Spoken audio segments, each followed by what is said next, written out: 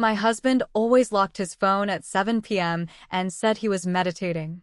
So I bought a second phone, left it in our bedroom, and synced it with his Bluetooth speaker. 3 days later, I heard him tell someone, "I'd marry you tomorrow if my wife would just leave." That weekend, I packed his things and left a note that said, "You're free now. So, is everything in your bank account? I, 42 female, live in Lexington, Kentucky, and until recently, I was married to a man named Mark, 45 male. We'd been together for 11 years, married for 9. No kids, by choice at first, then by disappointment, and finally, just by acceptance. We had a house on the east side of town, a golden retriever named Taffy, and a routine I thought was built on trust. It wasn't. Mark started acting different about a year ago. Not in big ways, he still kissed me on the forehead every morning, still told me he loved me before leaving for work. But there was a distance. Subtle, quiet, but growing. It began with his phone. He was never secretive before. He'd leave it lying around, forget it in the bathroom. That changed one day like someone flipped a switch. Suddenly, he had a passcode. Then Face ID. Then he started taking it everywhere with him, even just to grab the mail. Then came meditation. He said it was for his mental health, that his therapist recommended a digital detox, and every night at 7 p.m. sharp, he'd lock himself in our bedroom with his phone, a speaker, and a set of cheap incense sticks he bought off Amazon. I wanted to be supportive. I figured everyone's got something these days, and if this was his way of finding peace, who was I to judge? Except something about it felt wrong. He wouldn't let me in. Not even just to grab socks or laundry. "Give me an hour," he'd say. Sometimes longer. And the way he guarded that phone? It was like it held his soul. At first I told myself I was being paranoid. I even Googled, is it normal for husbands to hide phones? I read a lot of articles that said, trust until you have a reason not to. That's what I did. But that reason came. One night while he was in his meditation session, I noticed he'd left his Bluetooth speaker out in the living room instead of taking it with him. He came back out, looking flustered, grabbed it, and rushed back into the room. That's when I had a thought his phone was connected to that speaker. What if I had another device connected to it too? So I bought a second phone. Used cheap, nothing fancy. I installed a recording app, synced it to his Bluetooth speaker, and hid the phone deep in our bedroom, inside a sock, in the back of my drawer, behind some sweaters I hadn't touched since winter. I made sure it was charged, turned up, and ready. The first 2 nights were silent. He really did play meditation music. Ocean sounds. Bells. Breathing exercises. I felt stupid. Then came night 3. I was downstairs, pretending to read. I turned on the app. The usual ocean waves played. Then a pause. Then his voice. "Hey, baby. I miss you. God, I miss you." Silence. Then a woman's voice. Soft. I couldn't catch the words, but she laughed. Then Mark again. "I'd marry you tomorrow if my wife would just leave." I felt like I'd been slapped. The room spun. I gripped the edge of the table. The voice kept talking, low, intimate, like a conversation they'd had 100 times before. "She's so quiet. She'll never leave me. But I'm working on it. Trust me." I didn't cry. I didn't move. I just sat there, staring at nothing, hearing my marriage fall apart through a hidden phone speaker. I let it play for 5 more minutes. Then I shut it off. And I started making plans. I didn't yell. I didn't confront him. I played the part. I smiled, kissed him goodnight, and told him to enjoy his meditation. But I was done. The next morning, after he left for work, I called my cousin Michael in Cincinnati. He's a lawyer. Told him I needed help with something fast. He asked no questions. Then I went to the bank. We had a joint account, and I had full access. I moved everything, checking, savings, the emergency fund, into my personal account. Left the joint one empty. That Saturday, Mark said he was going on a hike. I nodded.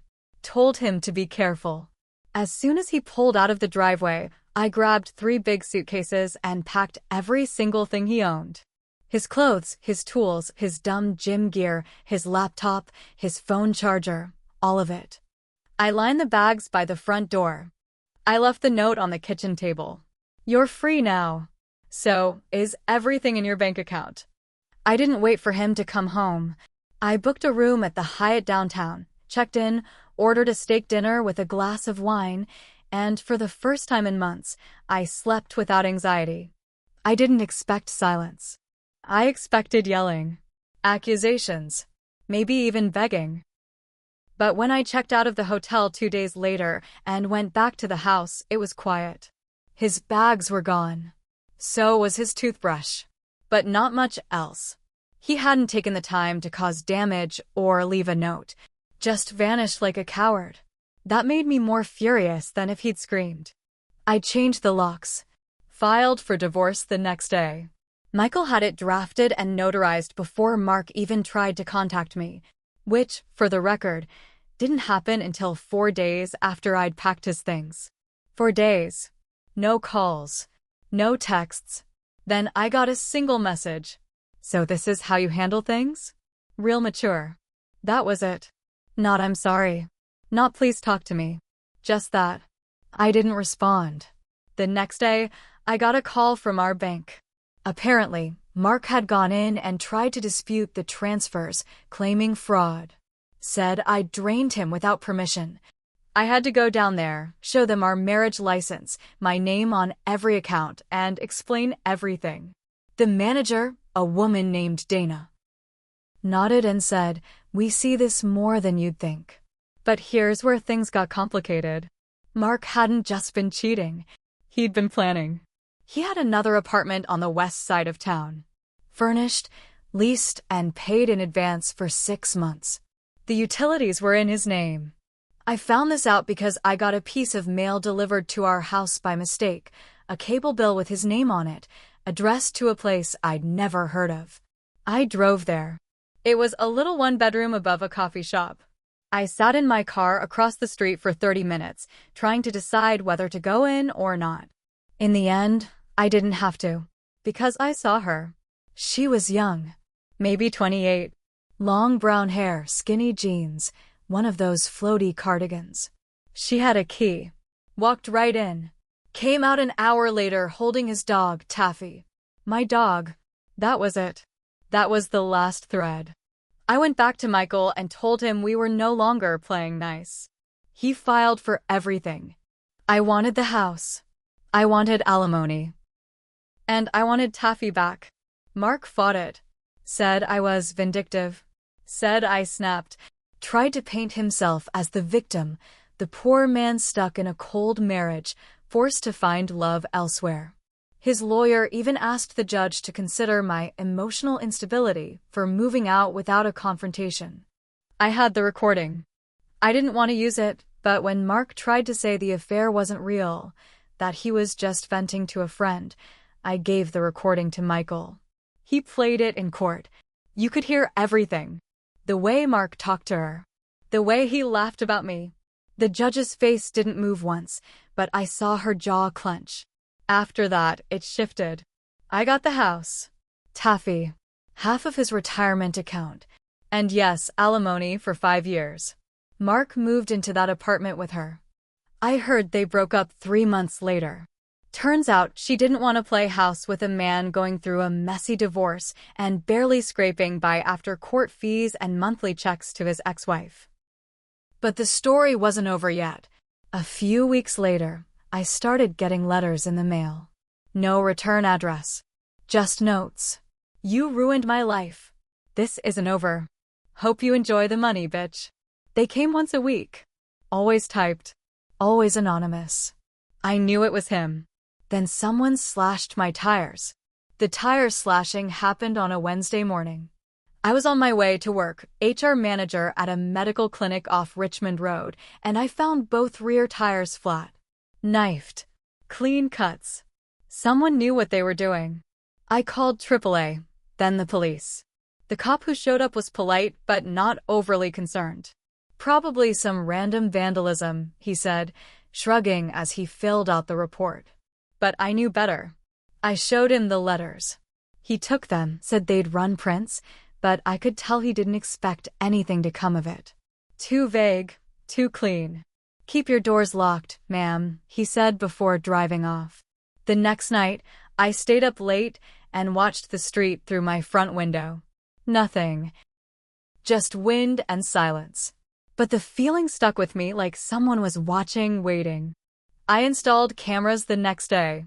A week later, around 2:12 a.m., my phone buzzed with a notification. "Motion detected. Driveway camera."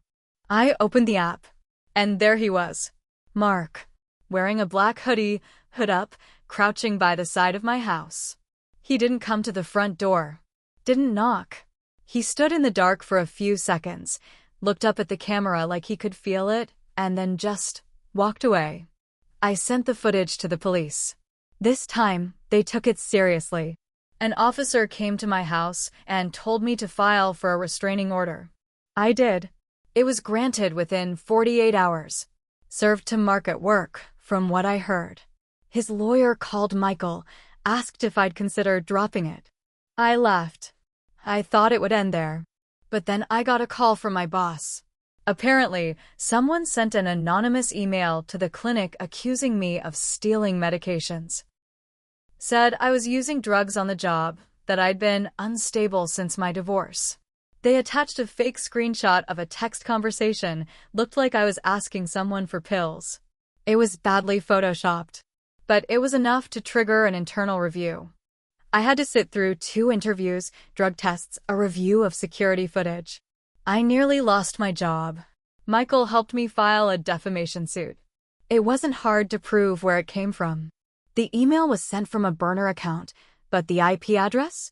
Traced right back to Mark's apartment. His lawyer went quiet after that. Real quiet. Then one day, I got a message on Facebook. It was from her. The other woman. Jenna. She said she was sorry. Said she didn't know he was married. That he told her I was abusive, controlling, emotionally manipulative. Said I made him feel like nothing. That he was just trying to escape. She left him, she said. Moved out. Blocked him. But not before he scared her too. He'd been following her to work. Leaving notes on her car. One said, "You're just like her." She said she was scared. That he wasn't the man she thought he was. That made 2 of us. I won't pretend I was perfect through this. I didn't yell at him. I didn't key his car. But I wanted to. There were nights I thought about all the years I wasted, all the energy I gave to a man who threw me away like trash. And I did some petty things. I mailed him back his wedding ring in a plastic bag, along with a screenshot of my new savings balance. I left a single sticky note inside. "You meditated your way right into hell." Was it childish? Maybe. But I wasn't pretending to be the bigger person anymore. The restraining order held. For a while. Then one night, a few months after everything, I came home and saw something in the mailbox that stopped me cold. A dead bird. Fresh. Still warm. No note this time. Just the message. I didn't need the police to tell me what I already knew. Mark had crossed another line. That's when I decided to end it. Not violently. Not illegally. But completely. I dug up every skeleton he'd buried. I still had access to his email. He'd forgotten to change the password. I found emails he sent to coworkers, mocking his boss, calling one of them a stupid cow.